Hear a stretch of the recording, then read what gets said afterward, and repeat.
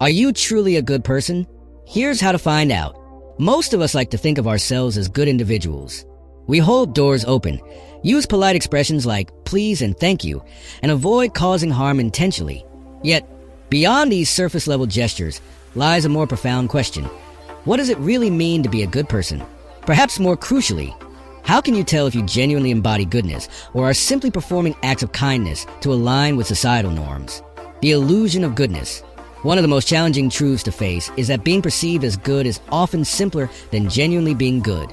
Many of us adjust our behavior to fit the mold of social acceptability. We engage in kind acts but may secretly anticipate recognition or praise in return. Are you kind because it's an integral part of who you are, or because you enjoy the image it projects of you?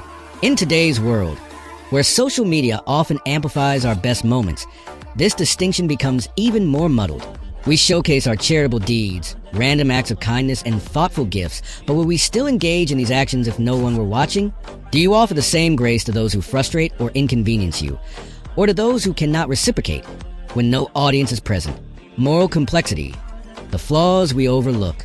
We tend to credit ourselves for good intentions while holding others accountable for their actions. For instance, if someone cuts us off in traffic or forgets our birthday, we might quickly label them as inconsiderate. However, when we make similar mistakes, we're likely to attribute them to stress, fatigue, or misunderstanding. This moral double standard often blinds us in self-assessment. True goodness isn't defined only by what we do when it's easy or convenient. It's about what we choose to do when doing the right thing is difficult, inconvenient, or comes with personal cost. For example, do you sincerely apologize when you're at fault, or do you justify your actions? Do you speak out against injustices even when it's unpopular? Or do you stay silent to avoid discomfort?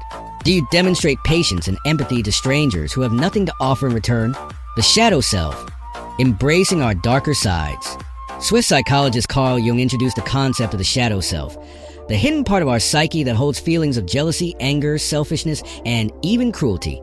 Being good doesn't mean erasing the shadow self. It means acknowledging its existence and striving to understand it.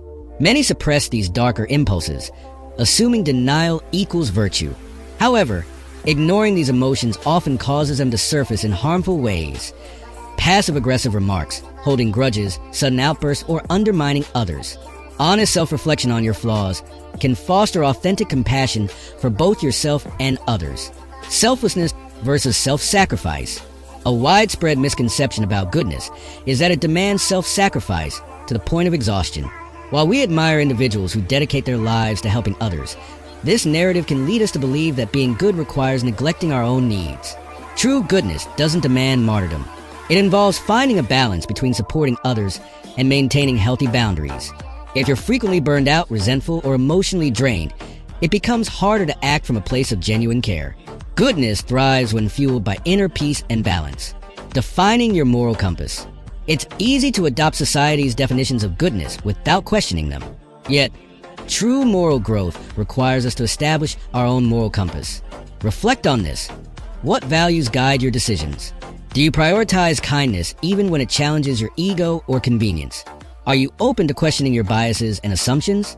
Goodness involves consistent effort, self-reflection, and the courage to acknowledge and address your shortcomings. Everyday chances to practice goodness. Being a good person often reveals itself in the small, daily decisions we make. Listening without interrupting when someone needs to be heard, resisting the urge to gossip, forgiving someone who admits fault, or even returning a shopping cart instead of leaving it behind. These small choices accumulate, creating ripples that extend through our relationships and communities. The courage to be honest with yourself. Ultimately, goodness isn't about seeking approval or meeting arbitrary standards. It's about being honest with yourself, holding yourself accountable, and striving to grow. Ask yourself, am I as kind as I believe I am? Am I fair in my judgments of others? Am I willing to improve when I notice flaws in my behavior? True goodness is less about grand gestures and more about the quiet, consistent effort of aligning your actions with your values. It's about choosing authenticity over validation and living with integrity, even when no one is watching. So, are you truly a good person? If the answer feels uncertain, remember that it's not a definitive verdict, but a lifelong question worth exploring. While perfection may be unattainable, you can always strive for a more compassionate and thoughtful existence. If you enjoyed this video, give it a thumbs up and share it with your friends to help us continue creating content. Don't forget to subscribe and click the notification bell for more videos. Check out our other content for more fascinating topics. Thank you for watching.